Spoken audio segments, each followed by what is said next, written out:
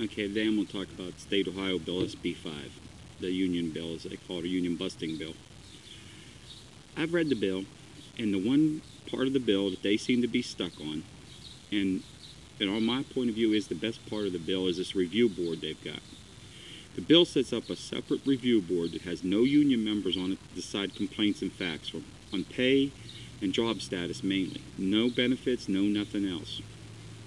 If we look at it this way, for years the unions had the last say in every dollar somebody gets and every job they have and everything else, which is just what we're wanting now. They've had it their way for so long, and we want to flip the coin one time to where we have the little bit of leverage over them, and they get all uptight and unsensible about it. The review board sets up a separate entity outside the school board, the union, and everything else to decide facts. Now, yes, this has the ability to be abused.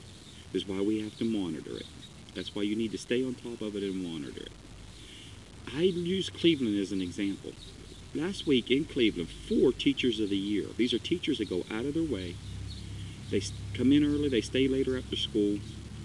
They give students their home phone numbers to call them, everything else to help the students understand. Teachers of the Year, people that devote themselves to it, lost their job because of tenure and seniority. When in Cleveland, the same paper made a quote about 2 teachers that have 17 and a half years that only teach 2 classes each week and want to do administrative work because a quote from their own line was, "We have been at it 17 years and I don't want to deal with these kids no more. I just want to work out my last 2.5 years and get my retirement." Now see, that's the problem. If you take a job, you're supposed to work a job until you retire. Every day you go in, you give it your best. Now, everybody's going to have bad days, sick days, things don't go right and get uptight, but you're supposed to work your job every day till the day you retire, not work 17 years and get 2.5 a nice, easy, comfortable years. I mean, anybody at GM, you go to the assembly line up there in the private sector, unions, and let some guy work on the assembly line putting tires on a car for 17 years and tell the boss, "I'm tired, I want to put one wheel on a day and let everybody else do the rest and see how long he keeps his job." It's ridiculous that you think just because you got an education to teach that guarantees you a job, whether you want to work hard every day or not for the rest of your life. Jobs are jobs because you do your best, you give your best. Now, they so much preach on, oh, we're going to work, teachers will be working for minimum wage if this goes through. Nowhere in the bill does it say that. What it says is if there's a dispute over pay, a dispute over job status, it goes to a review board.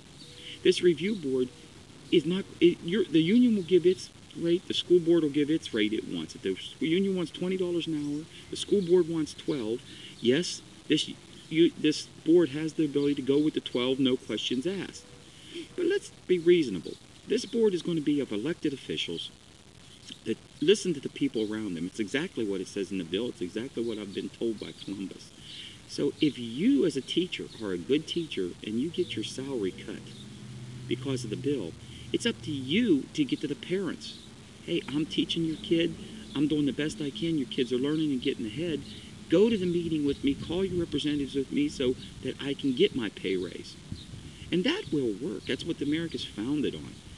It's the teachers that don't want to do the extra effort, don't want to put it in, that don't want this because they know they can't get people to back them in it other than the union. There ain't going to be no parents to back them. There ain't going to be no other teachers to back them.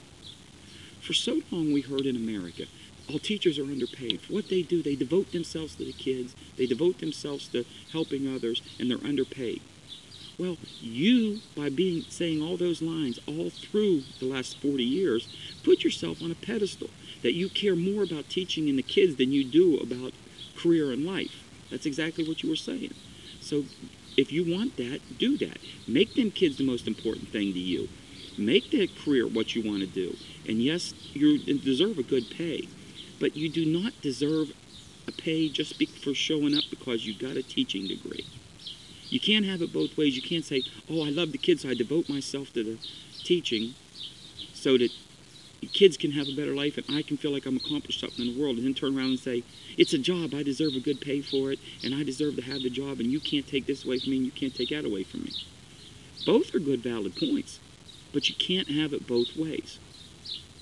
If you want to be a devoted teacher, then to vote yourself. Use the new review board. Get the parents to call their representatives. Call Columbus. Call all of them and tell them, hey, please go to the meeting with me. Go call the review board. I need more to help your kids. It's that simple. There ain't nothing in here. I mean, Cleveland lays off all them teachers before SB5 even goes in effect, and it's all based on tenure. Now, anybody in their right mind would know. Younger teachers are going to be more involved into it, They've got their ideas of moral or ethical or political values that they're pushing in there. That's a whole other story. I don't believe personal political values should be in any teacher's reprimand in school. Just the older teachers, there are good ones. There are some really good ones that try. And yes, as you get older, it's harder. But don't get in a tense situation before something happens. Teacher at Walmart, yes, they had a sign on his car. Teachers against SB5. I said, why are you against SB5? Because it's going to cut my union. It's going to take all my benefits away from me, everything else. I said, did you read the bill? No. I read what flyer was put out at the school. I said, the bill doesn't take your benefits away from you. It doesn't take your collective bargaining for benefits, for holidays, sick days, anything else. It simply takes the collective bargaining away from the ability to tell the school what they're going to pay you and what job they're going to give you. That's all it does. No more than that. Come on, people. Get in the real world. We have to start standing up and living up to what we do. If you say you're going to do a job, do it the best you can till it's done, not till you get tired. Thank you.